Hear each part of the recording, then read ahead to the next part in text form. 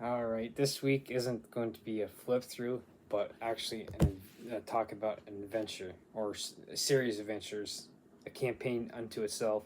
So it's time to get into a Pathfinder. So today it's pretty much all about Age of Ashes campaign setting. So this is like the pretty much like the kickoff adventure set for like the second edition of Pathfinder. So now I have gone over a bunch of books for like first edition. So I do have the core rulebook for second edition of Pathfinder that I will eventually be going through. So this adventure series, good old Age of Ashes, as you can see, there's like several different books to pretty much kick off the second edition of Pathfinder. So this was pretty much like the first adventure that's out there. So and like I said, it's pretty much a campaign unto itself and everything. And of course, with like as you can see, there's like several different books. You could, in essence, run them as like one shots. So like for instance, like the first one that you have is like Hell Knight Hill. So this is when it is designed for like characters levels 1 to 4. So by the time you get this done, you should be level 5. So like, and they each one of these builds upon each other. So first you start off with the Hell Knight Hill. Then you go on to like the Cult of Cinders, which is for 5th to 8th level. Then you go on to Tomorrow Must Burn, which is for 9th to 11th. And then it's Fires of the Haunted City, which is from 12th to 14th. So now you can kind of see there's a gap in like, okay, well, the last one was like 11, this one's 12. You level up to that level like in between adventures and everything. So then you go on to Against the Scarlet Triad, which is for 15th to 17th level characters.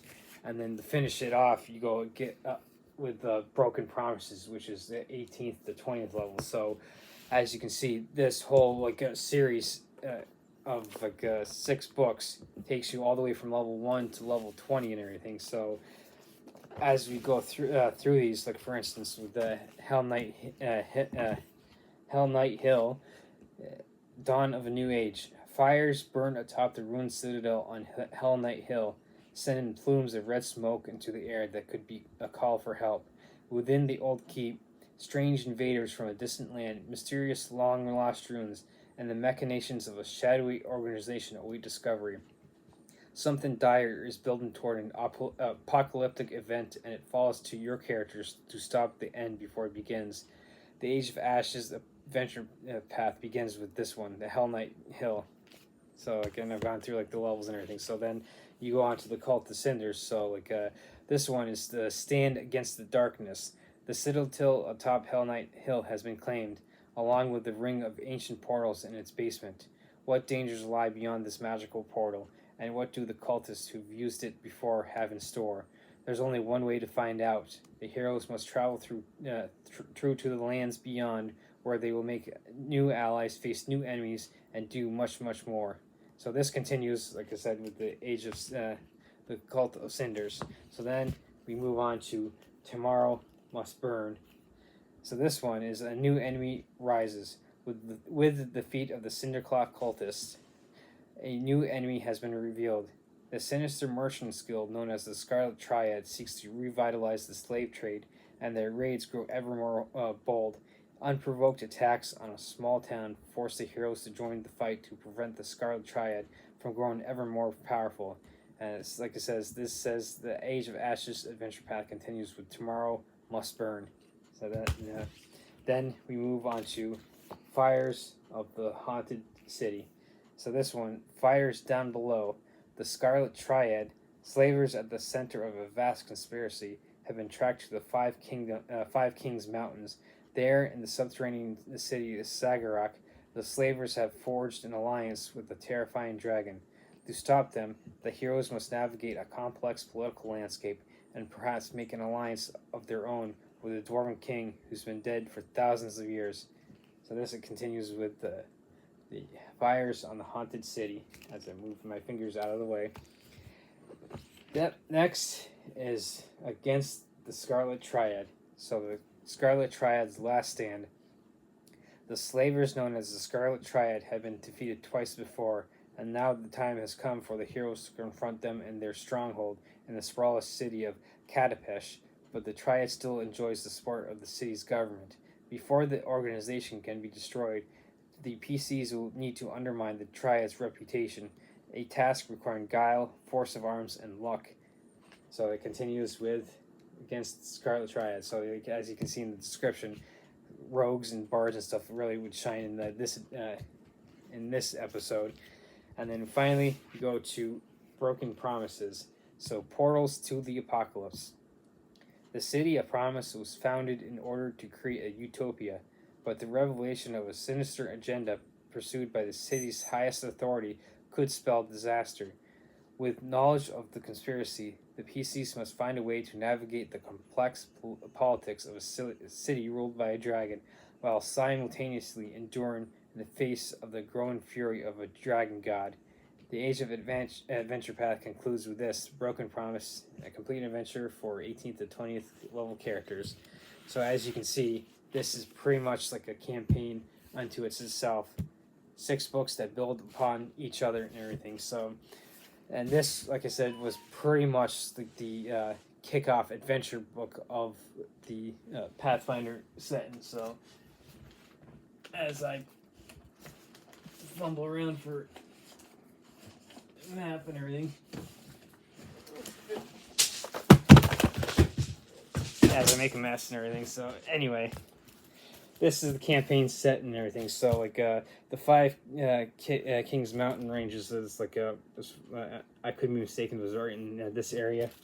So like that's pretty much like where this adventure set would be set in. So now there are some people like with it being like the first adventure series or like first adventure books that were published for 2nd edition, a lot of people are like, yeah, well, there's a bunch of flaws with it that I've run through it. Like there's still like a lot of, like, as a DM, like, there's like gaps that you kind of have to fill in, but there's also people like, oh man, it's so great and everything. So you do find like of course, like with any adventure, not just this one, but with any other adventures, you're going to find people that are going to absolutely love it. Like, oh, it's the greatest thing since sliced bread, and of course there's going to be people that absolutely hate it. It's like, oh, it's complete trash and everything. Of course, the vast majority of people are going to be somewhere in between. Like, yeah, I overall I liked it, but even though there are a few like things wrong with it. So with this, like, a series being, like I said, the first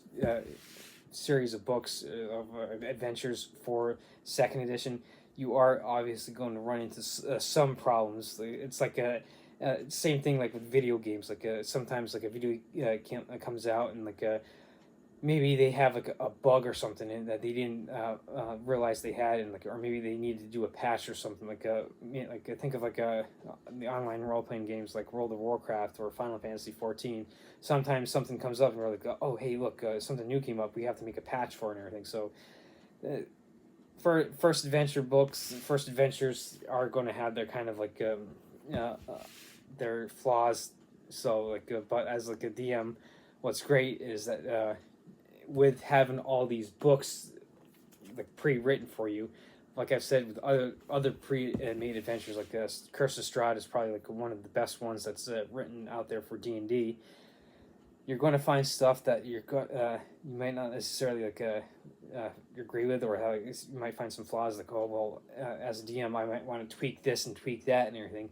But the great thing about these adventure books that you come across, like, especially like with something like this, which is a campaign unto itself and everything, you have a lot of your legwork done for you. So that way, like as a DM, you can read through these and be like, okay, so I got all the ideas. So like if something does come up, I can like kind of tweak it and like be able to like kind of like make it work and everything. So instead of like having to do all the like for instance, like just like the first one, Hell Knight Hill, like for levels 1 to 4, or gets you up to level 5 to get into the second like adventure.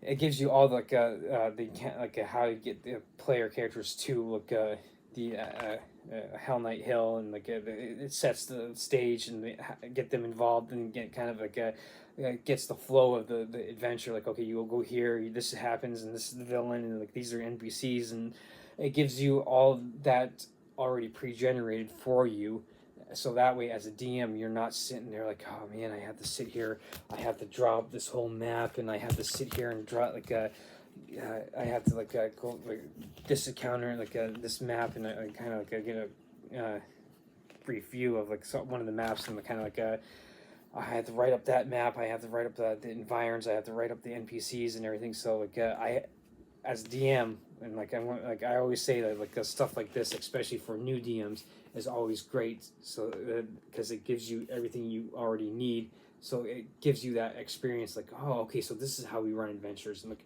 oh, okay, so I see now how they like did that up this map. I see how they like hooked this villain in with this organization. How this organization is like, and it gives you like the pretty much like the whole map to how to run the adventure. So personally, like I have yet to, like to go through this myself as either a player or a DM and everything. But like I'm hoping with the there is a local group that I'm actually finally got involved with and everything. So with a bunch of friends, so I'm hoping that we can get into like a something like this eventually. So like. But like and like I'll reiterate to end this video is that like with this set of adventures, the Age of Ashes, 6 books, it's like I went through, it's pretty much a whole campaign unto itself and everything. So this would be like a great way for someone to be introduced to the whole Pathfinder system, because you have like your campaign, not just a one shot or like a part of an adventure like or like Curse of Strahd, you only get to level 10. You have a whole campaign that takes you from level 1 to level 20. So this would be like a perfect example of or perfect way to be introduced to the second edition of Pathfinder.